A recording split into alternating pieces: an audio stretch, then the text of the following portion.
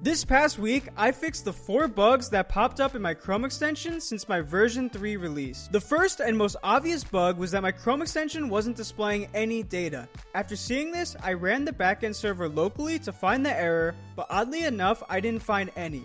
However, I encountered a clue when I noticed that none of the data for the new hockey season was present in the database. To give context, my backend server fully populates the database every night around 2 a.m. Eastern Time. Within a while loop, I go through every date from September 1st to June 30th, pull the external game data for that day, reformat the data, and push to my MongoDB database. Since the database was empty, obviously one of these steps wasn't working. The error arose due to a misunderstanding of how while loops work in JavaScript. Apparently, setTimeout calls will not pause an iteration of the loop. So this while loop would immediately go to July 1st outside of the valid range of dates, meaning no game data was pushed to the database. To correct this mistake, I wrote a separate function that invokes setTimeout. Since its return type is a promise, I can await the response and force a 1-second pause in the while loop. I create this artificial pause to avoid making too many requests in a short period of time. After the bug fix, I used a flag to force the initialization of all game data in the database. However, my server encountered an unhandled exception within this function. It was invoked as part of the call made every 50 seconds by the backend server to fetch all data for games on today's date. The purpose of the function is to retrieve the previous state of a game. One of the pieces of data my extension displays to users is the current clock status of every game, meaning I will display either what time the game will start, what period the game is currently in, or the word final to indicate that the game has already been played. A game of hockey is made up of 3 20-minute periods. In between each period, there's a break of 15 minutes. During this 15-minute break, the external API I use for game data returns an empty string as the clock value.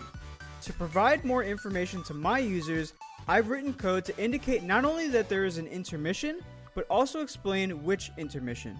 For example, if the clock value for a game from the previous API call was the first period, and now the clock value is empty, I can indicate that the clock value should display end of the first period. The general logic of the function was fine. However, the unhandled exception occurred when the function was invoked on a day with no games. On these days, the game data is simply a JSON object with a key of no game scheduled and a value of true. Since this function was attempting to invoke the forEach method on a JSON object, the exception was thrown. However, now, with the added error handling, the code can proceed in this instance. At this point, after adding 2 bug fixes, I was sure that everything would be working now. The database had been fully populated with game data, and I was no longer running into any unhandled exceptions. That's when I noticed that the start times for all of the games were off by 8 hours. If you've watched the other videos regarding my Chrome extension, you'll know that I use a time zone that is 8 hours behind UTC to calculate the start times of all games.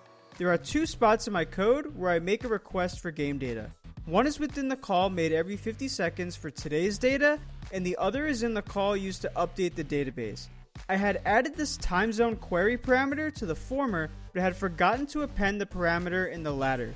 The fix was to add the parameter and reinitialize the database again.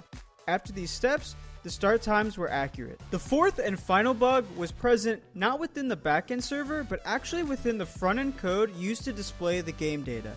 As you can see, the text for indicating a preseason game was out of place, so I just made a few CSS adjustments to improve the styling. With these bug fixes now live, the Chrome extension has been looking good, although I'm always searching for new ways to improve.